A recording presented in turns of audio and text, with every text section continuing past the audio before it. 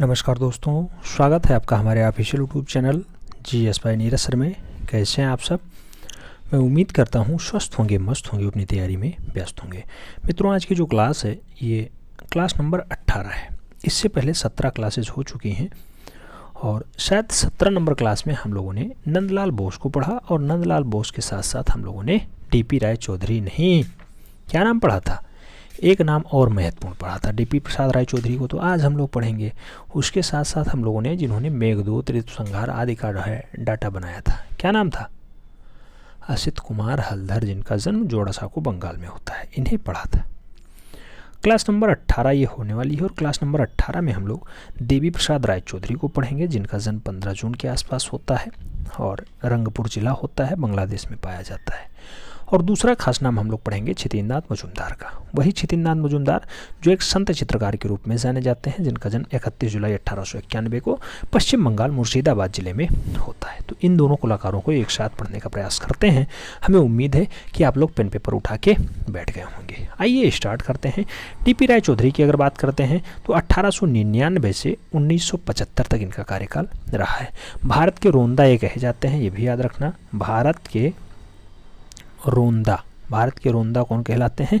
तो DP राय चौधरी ही कहलाते हैं। प्रख्यात मूर्तिकार हैं, उसके बाद चित्रकार के रूप में जाने जाते हैं। आइए स्टार्ट करते हैं। कहा जाता है कला किसी की बपौती नहीं है, कोई भी व्यक्ति इसे धारण कर सकता है। यह शब्द प्रसिद्ध कला शिल्पी DP राय चौधरी के ही रहे। इनका जन्म रंगपुर जिले में होता है और ताज़ा हाट जो वर्तमान में बांग्लादेश में है वहाँ पे हुआ था। 1899 ईस्वी में मूल रूप से हुआ था। पहले भारत का ही हिस्सा हुआ था ना, तो 15 जून को मूल रूप से इनका जन्म होता है। 15 जून 1899 का भूषण होता है। याद रखना, रंगपुर कई बार पूछा गया है। DP राय चौधरी का जन्म कहाँ हुआ? तो रंगपुर, बांग्लादेश। पहले ये अविभाजित भारत का हिस्सा हुआ था। ठीक है, 1899 तो भारत ही था वहाँ तक, अब तो बांग्लादेश हो गया। 1947 आप जानते हैं पूर्वी पाकिस्तान। 71 के बाद जो है मूल रूप से वो बांग्लादेश का नाम हो जाता है।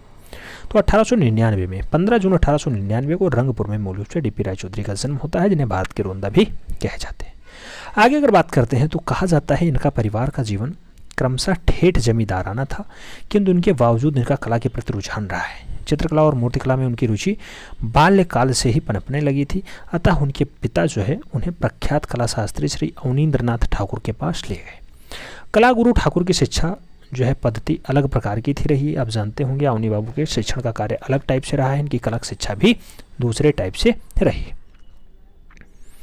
कहा जाता है कि वे अपने शिष्यों को चित्रण कराने से पूर्ण स्वतंत्रता देते थे और वे किसी भी प्रकार का और किसी भी विषय पर चित्रण कर सकते हैं, इसके लिए पूर्ण स्वतंत्र कर देते थे। किसी भी प्रकार का चित्रण करें, किसी भी विषय पे चित्रण करें, ऐसी स्वतंत्रता कौन देता था? तो मूल रूप से गुरुजी देते थे, जिन्हें हम लोग अवनी बाबू के नाम से जानते हैं। सच्ची लगन से चित्रकारी करने पर DP राय चौधरी ने अपना गुरु के मन को शीघ्र ही स्थान बना लिया और मन में जब अच्छा स्थान बना लो उसके बाद आप जानते हैं जब चहेते हो जाते हैं तो चाहे जैसा काम करिए सब पे गुरु खुशी होता है। और वे अपने प्रतिभाशाली शिष्यों में गिने जाने लगे, जैसे नंदलाल बोस और असित कुमार हलधर गिने जाते रहे। समुचित कला शिक्षण और शिक्षा ग्रहण करने के बाद DP राय चौधरी को अवनींद्रनाथ की सहमति से Indian society of oriental art में शिक्षक के रूप में रख लिया गया। सोचो, सीधे सिग्नेचर किया हुआ गया, डाटा गया होगा और सीधे अवनी बाबू का नाम लिखा रहा होगा। Indian society of oriental art में एज अ टीचर तुरंत नियुक्ति मिल गई। आज आप लोग टीचर की तैयारी कर रहे हैं, रख लिया गया। यहाँ उनका संपर्क इतालवी शिल्पी वायस से भी हुआ। इतालवी शिल्पी वायस से भी इनका संपर्क हुआ। किसका? DP राय चौधरी का। वे चित्रकार भी थे, अतः अपने वायस की पाश्चात्य पद्धति में तैल रंगों से चित्रण बनाना सीख लिया और कुछ ही दिनों में तैल चित्रण में सिद्धस्त हो गए। आप जानते होंगे प्रख्यात मूर्तिकार हैं DP राय चौधरी, लेकिन तैलीय चित्रण वायस से सीखा और वायस से चित्रण करने के बाद ये मूल रूप से बहुत अच्छा तैलीय चित्रण भी करने लगे। तैलीय चित्रण के जनक भारत में कौन कहलाते हैं? राजा रवि वर्मा कहलाते हैं, आप जानते होंगे। आगे कहा जाता है कि दुर्गा पूजा यात्रा हो गया तैल रंग का सबसे बढ़िया उदाहरण माना जाता है। किसने बनाया दुर्गा पूजा यात्रा? तो मूल रूप से DP राय चौधरी की अच्छी रचनाओं में शुमार है। इसके प्रसिद्ध चेन्नई के sir CP Ramaswamy Iyer, JJ कारजेस और डॉक्टर सुब्बा राव तथा जगदीश चंद्र बसु की सिफारिश से DP राय चौधरी को डबलिन कॉलेज ऑफ आर्ट्स में अध्यक्ष पद पर भी आसीन कर दिया गया। यहाँ अपने 28 वर्षों तक शिक्षण का कार्य नहीं किया, अपितु कॉलेज की उन्नति के सूत्रधार भी बने रहे। तो डबलिन कॉलेज ऑफ आर्ट्स को आगे बढ़ाने में किसका महत्वपूर्ण योगदान रहा है? तो डबलिन कॉलेज ऑफ आर्ट्स को आगे बढ़ाने में डीपी रायचौधरी का बहुत खास योगदान रहा है। वही डीपी रायचौधरी जिनका जन्म मूल रूप से ताजहाट रंगपुर जिला में होता है। कब होता है? 15 जून 1899 को होता है। आगे कहा जाता है वह राष्ट्रीय ललित कला अकादमी के फेलो और अध्यक्ष भी रहे हैं। तो राष्ट्रीय ललित कला अकादमी जो बनाई जाती है उसके भी फेलो और अध्यक्ष के रूप में कार्य किए हैं। अगला पॉइंट आता है चित्रकला के साथ साथ डीपी रायचौधरी मूर्तिकला में भी विशेष रुचि दिखाने लगे थे और दोनों विधाओं में पृथक ढंग से अपनी जो है श्रृंखलाएं और उसके साथ साथ भावनाओं को ढालना स्टार्ट कर देते हैं। एक और डीपी रायचौधरी वास पद्धति में रंगों को तथा रेखाओं को उकेरते हैं, वहीं दूसरी ओर माटी और कांसे की मूर्तियां भी गढ़ते दिखाई देते हैं। निरंतर अभ्यास से अपने दोनों कलाओं में महारत हासिल कर ली। कहा जाता है कि डीपी रायचौधरी और अवनी बाबू के चित्रों में इतनी समानता थी कि अंतर कर पाना कठिन हो जाता था। अवनी बाबू इनके गुरुजी हैं और डीपी रायचौधरी इनके चेले हैं। दोनों लोग ऐसी ऐसी चित्रकारी कर दिए हैं कि लगभग दोनों के चित्रण भी सेम दिखाई देते हैं, ऐसा माना जाता है। आगे कहा जाता है कि डीपी रायचौधरी जो है अपनी अधिकांशतः प्रतिमाओं में विषम परिस्थितियों का द्वंद्व और संघर्ष निरूपित करते हैं। रायचौधरी में श्रमिक और उसके जीवन पे कितनी ही समस्याओं को छुआ है। इनमें वर्ग के संघर्षपूर्ण जीवन और दीनहीन मजदूर को बहुत अच्छे से ढकाने का प्रयास किया गया है। दीनहीन मजदूर को कला की प्रेरणा ले रहे हैं। उनकी सुप्रसिद्ध कांस्य प्रतिमा श्रम का विजय इतना बार क्वेश्चन पूछा गया, श्रम का विजय किसकी रचना है? डीपी रायचौधरी इसके सबसे आगे निकल करके आते हैं। श्रम का विजय वही है जो 1954 में कांस्य प्रतिमा होती है, राष्ट्रीय आधुनिक कला संग्रहालय नई दिल्ली में रखी जाती है। 1954 में ये बनाई जाती है श्रम की विजय, याद रखना, ठीक है। आगे कहा जाता है कि प्रतिमा श्रम का विजय संघर्ष और कश्मकश से अलग अलग लीके पहचानी जाने लगी है। इसी प्रकार अन्य मूर्ति शिल्पी जब शीत ऋतु आती है, किसकी रचना है? जब शीत ऋतु आती है, ये भी मूल रूप से डीपी रायचौधरी की रचना है।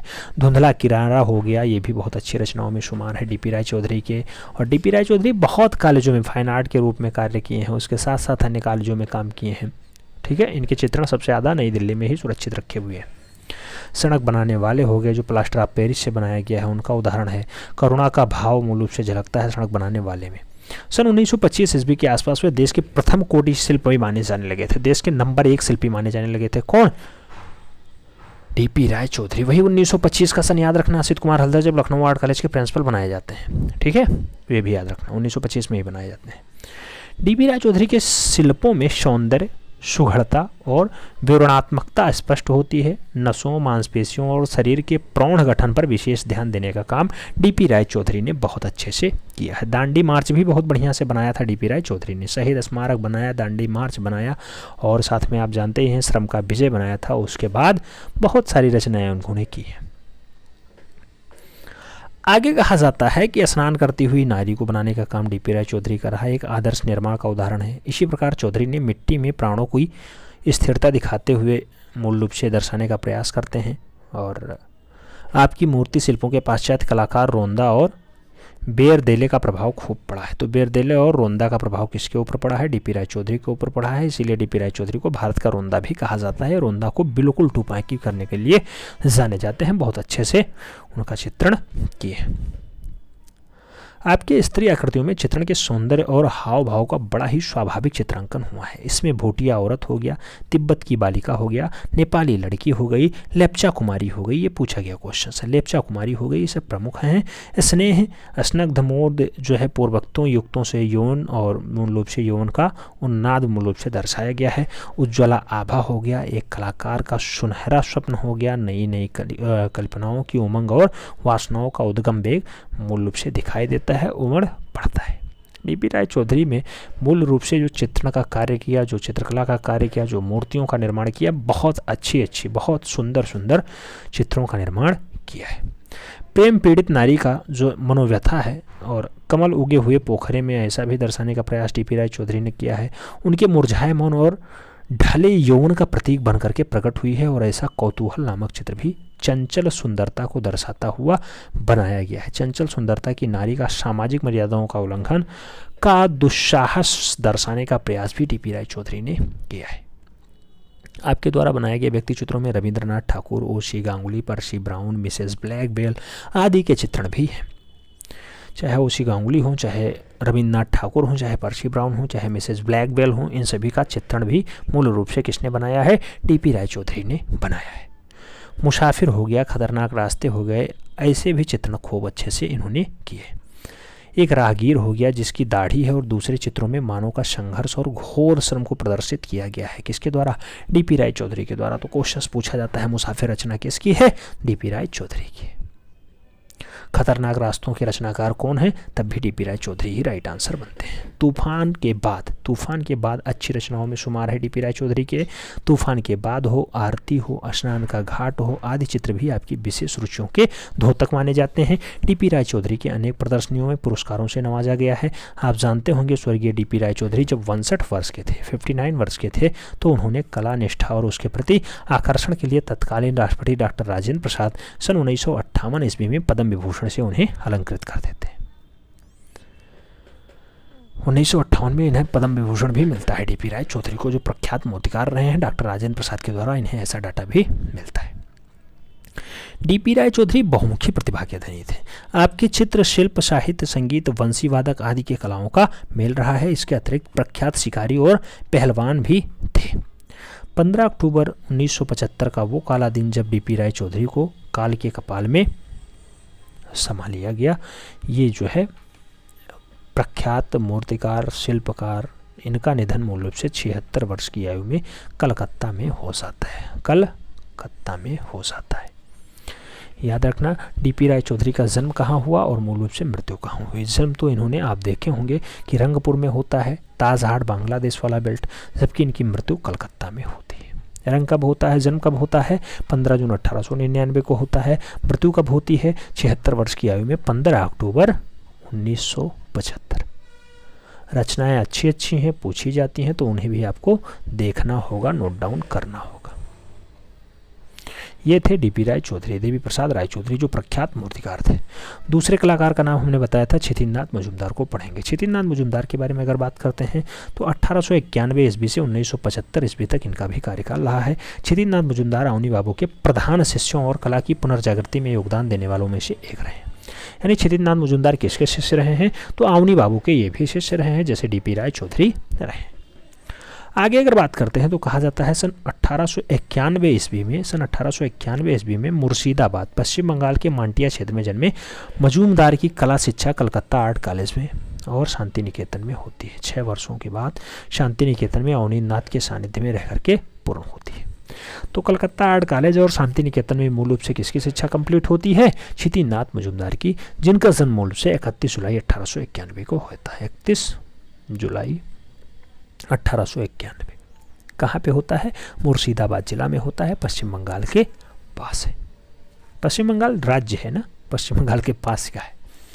आगे कहा जाता है कोलकाता में सामूहिक प्रदर्शनी के दौरान क्षितिज के चित्रों में भी लगे, जिससे देख करके वायसराय लेडी हार्डिंगर ने और लॉर्ड हार्डिंग और लॉर्ड हार्डिंग आश्चर्यचकित रह गए और कलाकारों से मिलने की इच्छा प्रकट कर दी। जब ऐसी इच्छा प्रकट हुई तो उन्हें घर बुला लिया गया। जब घर बुलाया गया तो 14-15 वर्ष की युवा इतना सुंदर चित्रों को देख करके उनके सारे चित्र एक साथ खरीद लिए। किसने खरीदे? आप जानते हैं, यही वायसराय खरीदे, जिन्हें लॉर्ड हार्डिंग के नाम से जाना जाता है। किसके चित्र खरीदे? क्षितिज मजूमदार के उस टाइम के सारे चित्र खरीद लिए। आगे कहा जाता है कि सारे चित्र खरीद लिए, देख करके उनके सारे चित्र खरीद लिए और अपने नाम सहित फोटो तथा चित्रों की प्रतिलिपियां अखबार में छपवाई। 16 वर्ष की उम्र में आपके द्वारा बनाए गए ध्रुव के चित्रों को भी लोगों ने खूब प्रशंसा दी है। तो ध्रुव नामक चित्रण किसका है? आप जानते हैं, क्षितिज मजूमदार का है। अगला पॉइंट आता है, शांति निकेतन से कला शिक्षा पूर्ण करने के पश्चात क्षितिज बाबू ने कला अध्यापन करने का निर्णय लिया और वे तत्कालीन Indian society of oriental arts में अध्यापक बन गए। Indian society of oriental art में तुरंत अध्यापक का कार्य करने लगे। बाद में प्राचार्य भी बने और इस प्रकार 18 वर्षों तक आपने कला विद्यार्थियों को शिक्षित करने का काम किया। सन 1942 ईस्वी में आपने 22 वर्ष इलाहाबाद विश्वविद्यालय के ललित कला विभाग में भी अध्यक्ष बतौर कार्य किया है।